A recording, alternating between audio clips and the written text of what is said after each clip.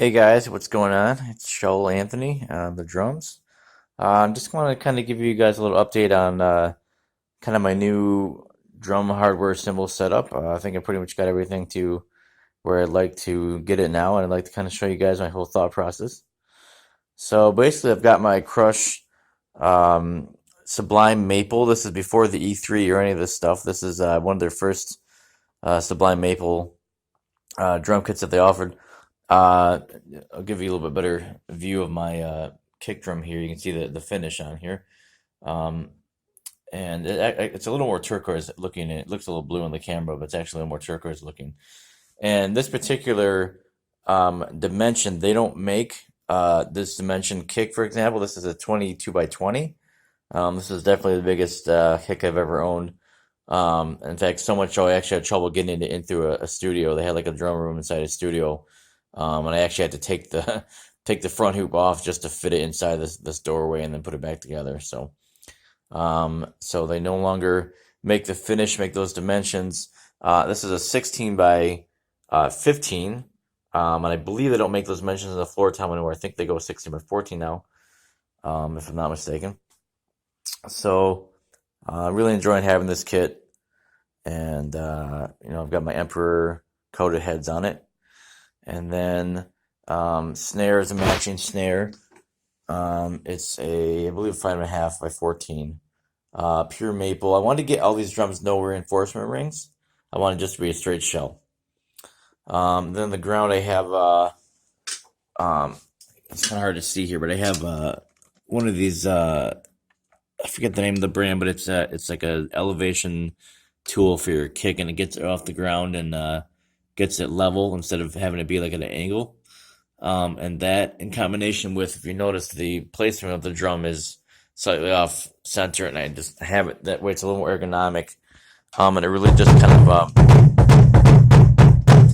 kind of opens up my playing. I'm not the greatest double kick guy, but I got a cheaper version of a PDP pedal, which for what I do with double kick, it suits me just fine.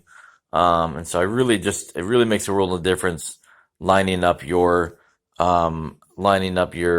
kick drum with, or drums, whatever you have, with the directions of your legs, how they actually naturally kind of go out when you're sitting with your feet flat on the ground.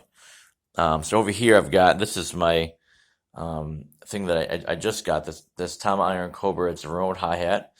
And the whole idea behind it is, you can see I've got my toms here, kind of off to the sides of me, almost kind of like timpani, basically. And it was a combination of Bill Bruford, being inspired by Bill Bruford, and also by Danny Carey, who has his hi-hat sort of like right in the middle, like over top of his toms. And I actually wanted to have it like right by my snare drum. And so I have a more traditional hi-hat stand over here, which I do use in other gigs. And then I have the cable hat running off of here. It's I believe an 8-inch cable. It's really great, really heavy duty. It's actually the same material that they make out of there's a bike company that makes like bike chains and things for bikes. And it's very super heavy duty.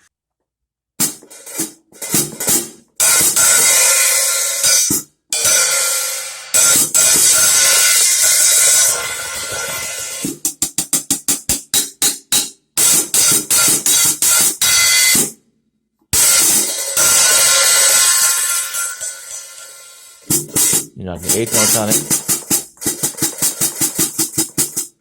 And it works just as good as any hi-hat that I've tried, honestly. But the cool thing is you can put it wherever you want. I use Saluda cymbals predominantly, although I do have some other Wuhans in here. I have the cymbal here I designed. It's sort of like a cup chime that I designed. And then I have this cymbal here I designed. Jamie and I designed it. I had kind of in mind the Dave Weckl, the Evo 12-inch ozone splash that he has. And it's basically this it's a diamond cymbal, and I asked for like a more of like a older patina kind of finish on top, and then underneath I actually asked for a brilliant finish. I'm not sure this is what Jamie calls a brilliant finish. It's really looks more traditional to me, but it does sound pretty good. Just kind of a nice, dark, trashy sound. You know, gets all the way fast, you know, if I need it. And then here I've got a combination of a splash, and this is a 16-inch Wuhan. And right now I've got it pretty tight, but I can open it up too because it's a hi-hat. I want to get it a little looser. I've got my 12-inch Wuhan China over here that's from eBay. Over here is one of the cymbals I designed. This is 17-inch Glory, and I said that I wanted the edges thinned out, so this is what they sent me. It's kind of a little more traditional on the edge. And then I have a splash here that was redesigned. I had an 8-inch Glory splash that I really, really loved, but it cracked a few times. I told Jamie about it. He said that was their dry. I think they're called the Glory like dry or extra dry. And he said they did have a few complaints about them getting some cracking issues, so he resent me this one instead. Over here, I've got a couple of no-name cymbals. Not no-name. This is a 12-inch Wuhan, and this one I'm not sure about. And I just use this as a stack above my hi-hat, a Saluda bell. This is a diamond bell, 10-inch Glory splash. Over here's another cymbal I designed. This is a 21-inch. It's a Glory rye, but I specifically asked for more heavier hammering on the bell, which you can definitely see. And it's a great just kind of wash. Has a good wash, but also has controlled tones too. You can use it for rock. You can use it for jazz, fusion. You can use it for a lot of different things. Over here I have the 8-inch Decadence China Blast. On top of the this is a 17-inch Decadence Crash with Ozone Crash.